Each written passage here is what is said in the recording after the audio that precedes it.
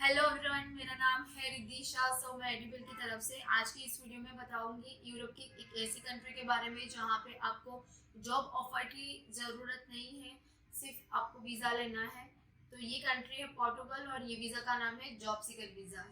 Job seeker visa में आपको कोई भी कंपनी की लाइक जॉब ऑफर लेटर है या कोई वर्क परमिट लेटर है उसकी ज़रूरत नहीं पड़ती है। आप डायरेक्टली अपने हिसाब से भी जॉब सीकर वीज़ा के लिए अप्लाई कर सकते हो। तो आज की पूरी इस वीडियो में वही मैं आपको स्टेप बाय स्टेप बताना चाहती हूँ कि ये पोर्टुगल जॉब सीकर वीज़ा हम किस तरह से अप्लाई कर सकते हैं, उसके लिए कौन कौन से डॉक्यूमेंट्स रिक्वायरमेंट है, वो सारी चीज़ें जो है वो अप टू एंड तक मैं आपको ये वीडियो में बताऊंगी। तो चलिए स्टार्ट करते हैं।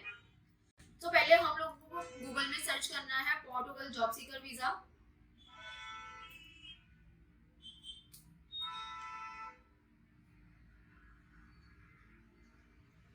तो वैसे उनकी वेबसाइट जो है पोर्टुगल जॉब सीकर वीज़ा की वो डायरेक्टली ओपन हो जाएगी।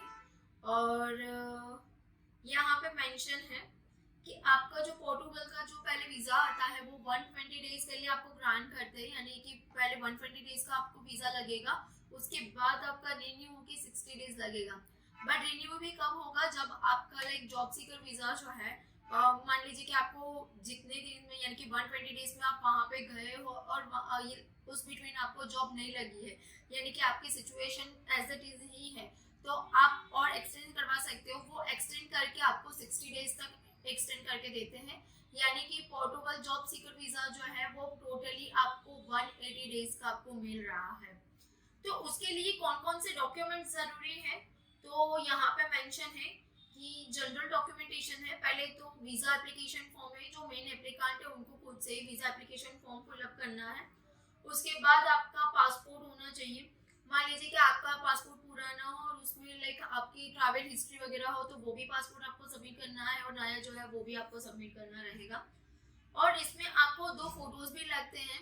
अभी पूरे यूरोपियन जोन में आप जब भी कोई भी लाइक वर्क परमिट के लिए अप्लाई कर रहे हो या फिर जॉब सीकर वीजा के लिए अप्लाई कर रहे हो या फिर विजिटर वीजा के लिए अप्लाई कर रहे हो, तो उन लोगों की फोटो साइज एक ही होती है, 35x45 वाइट बैकग्राउंड और 80% फेस होना चाहिए।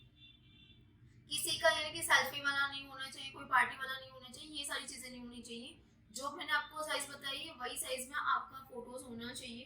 उसके बाद proof of regulation status, if your nationality in other country applying for a visa valid more than expiry visa, यानी कि आप मान लीजिए कि आप कहाँ के सिटीजन हो, जैसे कि आप यहाँ इंडिया के सिटीजन हो तो उसका प्रूफ वगैरह दिखाना होता है। उसके बाद आपका क्रिमिनल रिकॉर्ड है, क्रिमिनल रिकॉर्ड में आपको क्या दिखाना है, तो पीसीसी है। तो पीसीसी किस तरह से अप्लाई करना है वो भी हम आपको बता देंगे हमारी नेक्स्ट वीडियो में। पीसीसी अप्लाई किस तरह से है वो भी सारी चीजें हम स्टेप बाय स्टेप बता देंगे। फिर वैलिड इंश्योरेंस, ट्रैवल इंश्योरेंस चाहिए, कवरिंग लेटर चाहिए आपको। ये सारी चीजें आपको लाइक जो भी है इसमें लाइक डॉक्यूमेंटेशन में जरूरी है। अभी इसमें ये लिखा है कि प्रूफ ऑफ फाइनेंशियल रिसोर्स। तो प्रूफ ऑफ फाइनेंशियल रिसोर्स में ये चीज होती है कि आपको बैंक बैलेंस दिखाना होता है कि मान लीजिए आप 6 महीने तक वहां पे रहते हैं या 3 महीने तक या 4 महीने तक आप वहां पे रहते हैं, तो उस बिटवीन आपका खर्चा कौन निकालेगा। तो आपको पूरा आपका बैंक बैलेंस दिखाना होता है 7 to 8 लाख जितना। ऐसा नहीं है कि 7 to 8 लाख आपको एक ही दिन में दिखाना होता है, ये आपको पूरी 6 महीने की एक स्टेटमेंट होनी चाहिए। तो जिसमें आपका जो भी ट्रांजेक्शन है 7 लाख 8 लाख का वो पूरा लाइक स्टेप बाय स्टेप दिखना चाहिए। कोई कैंडिडेट ऐसा करता है कि नहीं चलो आज ही मैंने किसी के पास से ले लिया और मैंने 7 लाख 8 लाख दिखा दिया। तो जो भी कैंडिडेट ये चीज कर रहे हैं तो प्लीज वो मत करिएगा, क्योंकि वो चीज से आपका जो वीजा है वो वीजा रिजेक्शन का चांसेस भी हो सकता है। तो उससे बेटर ये है कि आपका जो भी प्लानिंग है पोर्टुगल जाने का, कोई अदर कंट्रीज में जाने का, तो आपको 6 महीने पहले या 7 महीने पहले से ही ये आपको प्लानिंग करना होता है, और बैंक बैलेंस उसी टाइम से आपको जो भी है स्टेप बाय स्टेप ट्रांजेक्शन वाली सारी चीजें करनी होती है, यानी कि मेंटेन करना होता है। अभी यहाँ पे एक चीज मैंडेटरी है कि आपको स्पेसिफिकेशन डॉक्यूमेंट्स। तो जैसे कि यहाँ पे ये ओन स्टेटमेंट का इंडिकेशन कंडीशन एस्टिमेट स्टेट, यानी कि आपका जो वहाँ पे आप कहाँ पे रहोगे स्टे करने के लिए।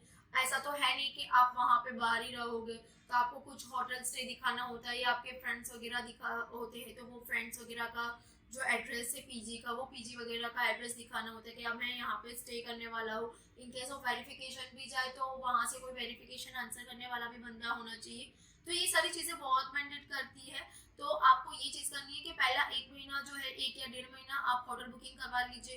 होटल बुकिंग आप booking.com से कर सकते हो। काफ़ी सारी ऐसी एप्लीकेशंस हैं ऑनलाइन जहाँ से आप अपनी होटल बुकिंग करवा सकते हो 1 महीने या 1.5 महीने तक की।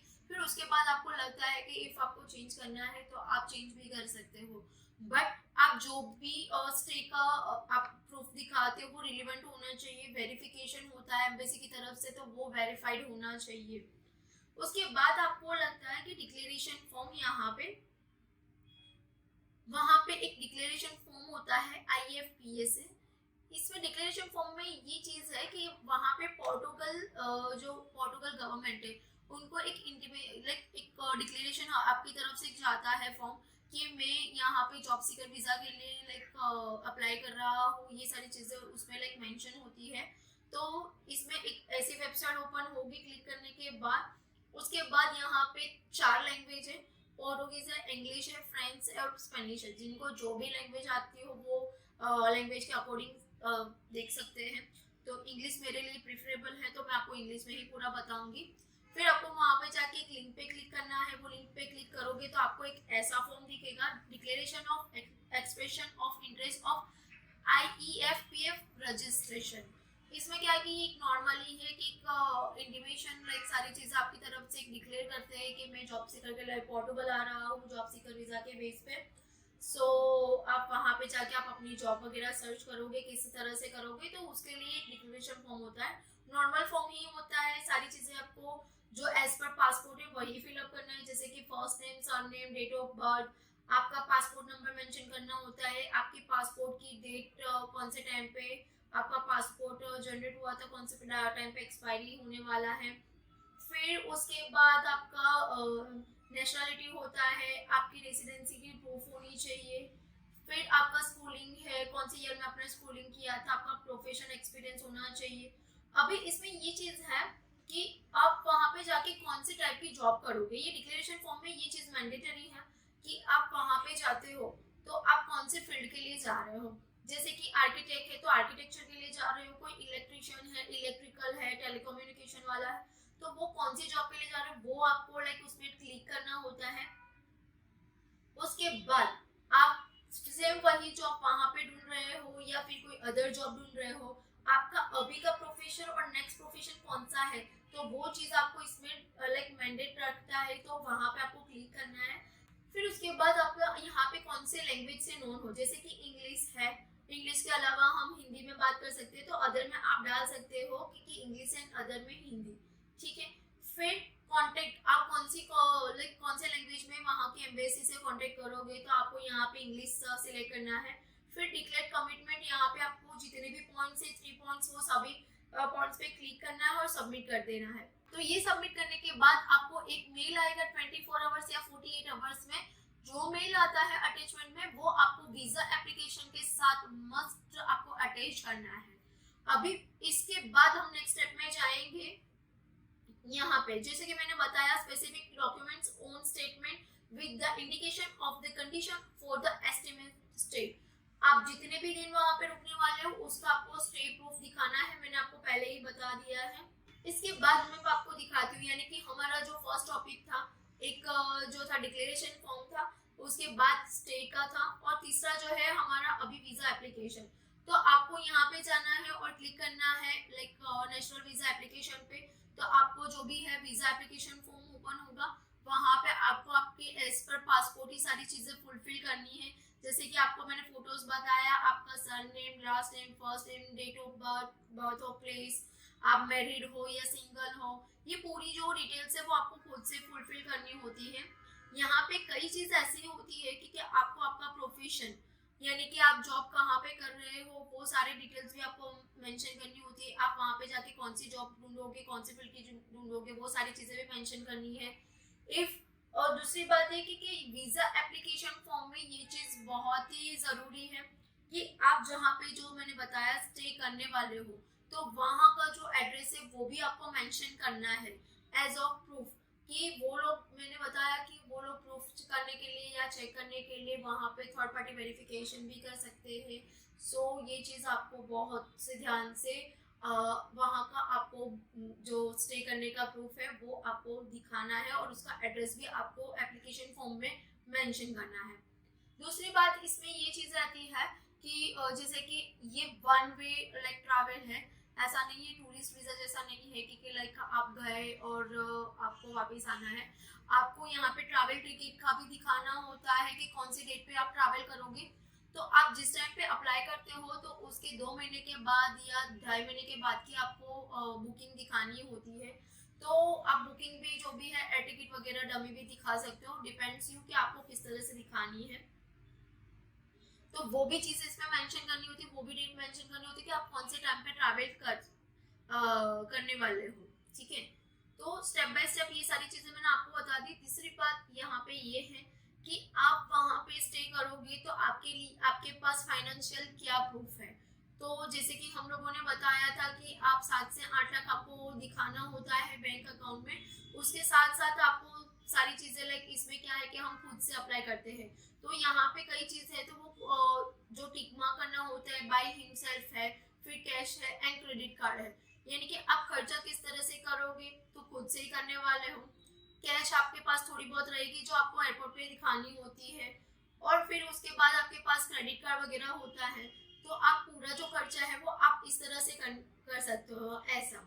तो ये यहाँ पे नॉर्मली फॉर्म है वो पूरा आप फुलफिल कर सकते हो। इफ़ आपको नहीं आता है तो आप हमारे एक्सपर्ट से की भी लाइक हेल्प ले सकते हो ये फॉर्म वगैरह प्रोसेस करवाने में। तो ये चीज़ मैंने आपको नॉर्मली बता दी कि किस तरह से हम जॉब सीकर वीज़ा अप्लाई कर सकते हैं और फिर किस तरह से पूरे डॉक्यूमेंटेशन है उसका हम किस तरह सारी चीज़ें कर सकते हैं। चौथी बात इसमें ये है कि कवर लेटर। तो कवर लेटर आपको दिखा बनाना होता है इसमें कि कवर लेटर में आप सारी चीज़ें मेंशन करनी होती है कि जॉब सीकर वीज़ा के लिए अप्लाई कर रहा हूँ, आपका गोल क्या है, आप क्या करना चाहते हो, ये एक कवर लेटर में मेंशन करना होता है। तो वो आप खुद से बना सकते हो, अदरवाइज आप मैंने बताया आपको हमारे एक्सपर्ट की हेल्प भी ले सकते हो। उसके बाद आपको अपॉइंटमेंट लेनी होती है वीएफएस की। ये सारे डॉक्यूमेंट्स आपके प्रिपेयर हो गए तो लास्ट मोमेंट में हम लोगों को वीएफएस की अपॉइंटमेंट लेनी होती है। वीएफएस की अपॉइंटमेंट किस तरह से लेते हैं वो भी मैं आपको बता देती हूँ। जैसे कि हम लोगों ने गूगल में सर्च किया वीएफएस ग्लोबल, वीएफएस ग्लोबल में हम लोग जाते हैं बुक नाउ में। तो इसमें क्या है कि जो हम लोग जॉब सीकर वीज़ा के लिए अप्लाई करते हैं तो आपको बेंगलोर और चेन्नई ये आपके लिए प्रिफरेबल रहेगा और दिल्ली। बट जो लोग मुंबई और पुणे अप्लाई करते हैं तो वहाँ पे जॉब सीकर वीज़ा की एप्लीकेशंस नहीं होती है। तो आपको बेंगलोर और चेन्नई में आपको वीज़ा एप्लीकेशन करनी होती है। तो पहले आपको ये सिलेक्ट करना रहेगा कि कहाँ पे आप अप्लाई करना चाहते हो। फिर स्टेप बाय स्टेप में सारी चीज़ें ये होती है कि आपको खुद से एक अकाउंट करवाना होता है। यहाँ पे देखो जैसे कि बुक नाउ है, बुक नाउ पे क्लिक करोगे तो आपको ऐसा एक पेज आएगा। इस तरह से एक पेज आएगा जहाँ पे आपको आपका मेल आईडी वगैरह और पासवर्ड डालना है। इफ़ आपके पास वीएफएस का लॉगिन आईडी है, यूज़र आईडी एंड पासवर्ड, तो आप अपने हिसाब से सारी चीज़ें कर सकते हो। अदरवाइज यहाँ पे मेंशन कर सकते हो आई डोंट हैव अकाउंट। तो आप आई डोंट हैव अकाउंट करोगे, उसके बाद आपको आपकी जो भी बेसिक डिटेल्स पूछते हैं वो आपको सारी चीज़ें उसमें मेंशन करनी होती है। जैसे कि आपका मेल आईडी है, आपका पासवर्ड है, आपका कंफर्म पासवर्ड और आपका मोबाइल नंबर। इस तरह से आपको नया लॉगिन लाइक स्टार्ट करना होता है। ये सारी चीज़ें हैं। आप जैसे ही स्टार्ट कर लेते हो तो उसके स्टेप बाय स्टेप में आपको एक क्वेश्चंस करते हैं कि आप कौन से लोकेशन से कर रहे हो। तो आपको डालना है बेंगलोर है या फिर चेन्नई है या डायरेक्टली दिल्ली है। तो ये स्टेप ये आपको क्लिक करना है। आफ्टर दैट आपको ये पूछेंगे डी वीज़ा या पी वीज़ा। तो आपको करना है long term visa job seeker visa पे। तो आप जैसे ही क्लिक करोगे उसके बाद आपको स्लॉट दिखाई देगा कि स्लॉट कौन कौन से अवेलेबल है। तो जो भी स्लॉट अवेलेबल है तो वो स्लॉट आपको बुक कर लेना है और उसके बाद जो भी वीज़ा एप्लीकेशन की फीस वगैरह है वो आपको पे करनी है। वो पे करने के बाद आपको अपॉइंटमेंट मिल जाती है। तो जैसे ही मैंने आपको बताया सारे डॉक्यूमेंट्स वो सब प्रिपेयर करने हैं और उसके साथ साथ वीज़ा एप्लीकेशन फॉर्म फिलअप भी वगैरह आपको खुद से करना है। नहीं आता है तो आप हमारे एक्सपर्ट से बात करके भी आप फॉर्म वगैरह फिलअप करने के लिए हेल्प ले सकते हैं। तो ये सारी चीज़ें मैंने आपको बता दी कि किस तरह से आप पोर्टुगल जॉब सीकर वीज़ा के लिए अप्लाई कर सकते हो। डिक्लेरेशन फॉर्म किस तरह से फिल करना है, वीज़ा एप्लीकेशन फॉर्म किस तरह से फिल करना है और VFS की डेट किस तरह से लेनी है। सो फ्रेंड्स, मैंने आपको ये वीडियोस में बता दिया है कि पोर्टुगल जॉब सीकर वीज़ा में हम किस तरह से अप्लाई कर सकते हैं। तो मैंने आपको बता दिया कि डॉक्यूमेंट्स कौन कौन से चाहिए, वीज़ा एप्लीकेशन फॉर्म किस तरह से फुलफिल कर सकते हैं, उसके बाद जो पोर्टुगल जो डिक्लेरेशन फॉर्म है वो भी किस तरह से फिल कर सकते हैं, और उसके बाद हम VFS अपॉइंटमेंट। तो ये सारी चीज़ें जो है वो मैंने इस वीडियो में कवर कर ली है। सो आपको अभी नेक्स्ट वीडियो में कौन से कंट्री के बारे में और कौन से न्यू अपडेट्स के बारे में आपको जानना है, तो आप हमें कनेक्ट करिए और मैसेज में आप डाल के दीजिए। तो हम ट्राई करेंगे आपके लिए वो इन्फॉर्मेटिव वीडियोस बनाने का। Thank you.